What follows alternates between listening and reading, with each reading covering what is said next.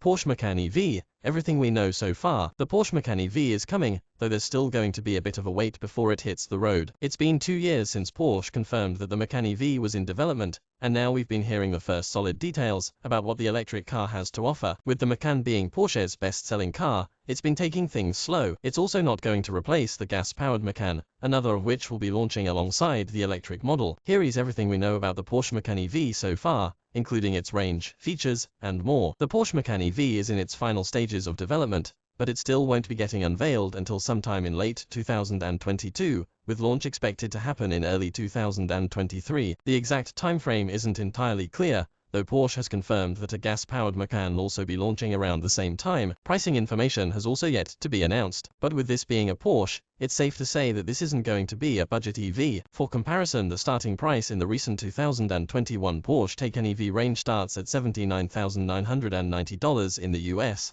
and can go as high as $185,000 for the Taycan Turbo S-Cross Turismo. That's a respective £70,690 and £138,826 in the UK. While we've only seen the Macan EV prototypes, official pictures show off a car that's very similar to the current Macan crossover in terms of both shape and design. Things can change, though if you're a fan of how the Macan looks right now, you should still like what the Macan EV has to offer. But despite sharing a name, the Porsche Macan EV is going to look distinct from the standard gas-powered Macan. Images of the EV prototype show that the EV's headlights are slimmer, and it skips the grille you'd find on a gas-powered car. After all, an electric engine doesn't need a constant airflow like an internal combustion engine. Testing images also show a lower roofline, suggesting the Macan EV will be more cool-like than current Macan models. The rear also appears to have had some subtle changes. On the inside, leaked spy images show that the car has ditched the traditional gear shifter, offering us a smoother and far less cluttered central console. The Macan EV also features a large central infotainment display, as well as a curved digital gauge cluster,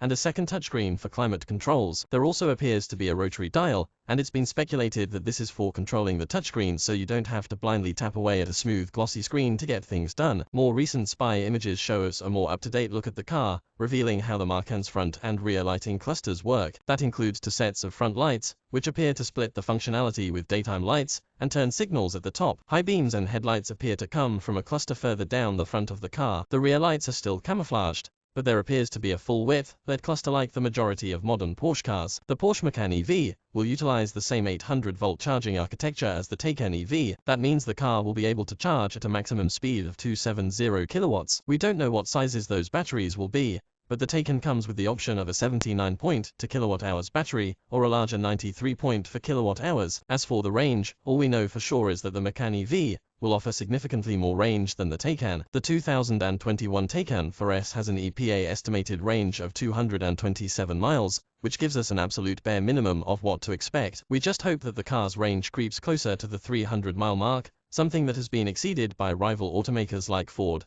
Tesla, and the upcoming Hummer EV. It's not clear whether the longer range means there will be a larger battery, or if this means Porsche has made advancements in power efficiency and making every kilowatts of power go further. A mix of both would be ideal. Like many things, details on the Macan EV's performance are pretty scarce right now. In fact, Porsche hasn't even said anything officially. However, we are expecting there to be rear-wheel drive and all-wheel drive models available, as is on offer by many other EV makers. What we do know is that it will be built using the VW Group's premium platform electric architecture, which is being utilized by a number of car companies including Audi. Though that architecture is versatile and doesn't give us any clues as to what we could expect from the Macan EV. While some companies, like Hummer, have been going all in on the electric vehicle market, Porsche appears to be taking a slower route. While the company is aiming to ensure 80% of its cars are battery-powered EVs or plug-in hybrids by 2030, there are no solid plans on when the Macan EV will completely replace its gas counterpart. That all depends on sales, and with the Macan being Porsche's most popular car, it's probably going to be a while before it stops making them. But it's far too early to tell what the Macan EV will be bringing to the table. But if the range promises are anything to go by, the Macan EV should offer an improvement over the Porsche Taycan, which is going to be a big benefit for the company, even if it doesn't completely replace its gas portfolio. Still, there's a lot we don't know, which is to be expected from a car that isn't going to launch for at least 2 more years. So don't go getting too excited just yet, and wait to see what Porsche has to offer.